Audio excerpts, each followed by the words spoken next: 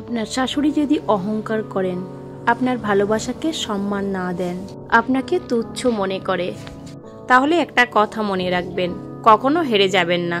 কখনো নিজেকে প্রমাণ করার জন্য ছোট হবেন না, বরং সময়ের সাথে সাথে একটা উচিত শিক্ষা দিন, যেটা তিনি কোনোদিনও না ভুলে সারা জীবন মনে রাখে।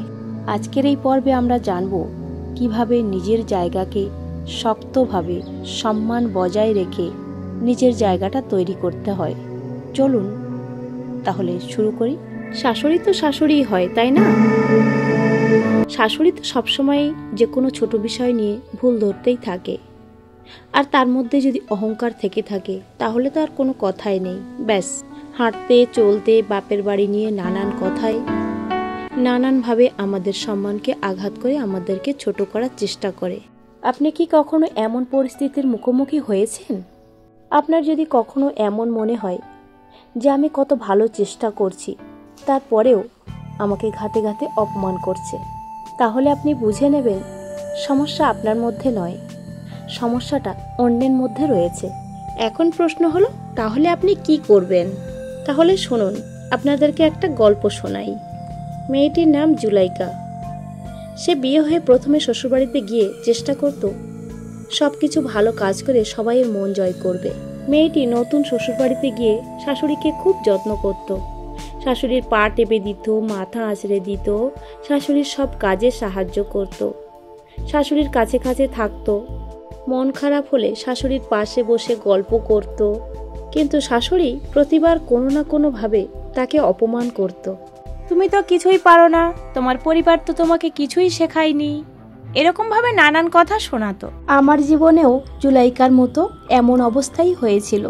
জুলাইকা প্রথম প্রথম কাঁদতো, ভাবতো আরো ভালো কিছু করলে হয়তো ভালোবাসা পাবো, কিন্তু দিন যত গেল সে বুঝলো কিছু মানুষ কখনোই বদলায় না, বরং নিজের আত্মসম্মান বাঁচিয়ে রাখতে শেখাই আসল শিক্ষা।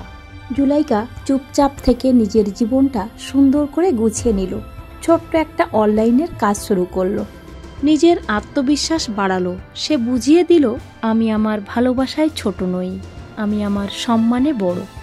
আজ তার সেই শাশুড়ি তার সামনে মাথা নিচু করেই দাঁড়ায়। একবার ভেবে দেখুন তো, আপনি কি কারোর অহংকারের সামনে নিজের আত্মসম্মানকে জলাঞ্জলি দিচ্ছেন? আপনি কি আজও চেষ্টা করে যাচ্ছেন যেখানে আপনার সম্মানই নেই? আপনি কি নিজেকে ছোট করতে করতে নিজেকেই হারিয়ে ফেলছেন না তো? একটু থামুন, নিজের অন্তরের সাথে প্রশ্ন করুন, আমি কি নিজেকে ভালোবাসি? আমি কি নিজের সম্মানকে প্রথমে রাখছি? আর কমেন্টে জানাও তোমার নিজের সম্মানটাকে কিভাবে রেখেছো। আমার এই ভিডিওটি যদি ভালো লাগে তাহলে একটা লাইক দিও, আর তোমার মূল্যবান মতামত অবশ্যই কমেন্টে জানিও। আমার ভিডিওগুলো আপনাদের কেমন লাগে অবশ্যই কমেন্টে জানান, না হলে আমি বুঝবো কিভাবে আপনারা কেমন ভিডিও চান, আমি কেমন ভিডিও করছি, আপনাদের ভালো লাগছে কিনা। যদি ভালো লেগে থাকে তাহলে আমার এই ছোট্ট চ্যানেলটি অবশ্যই সাবস্ক্রাইব করবেন। ভালো থাকবেন, সুস্থ থাকবেন, দোয়া করি। আমার এই পুরো ভিডিওটা দেখার জন্য ধন্যবাদ।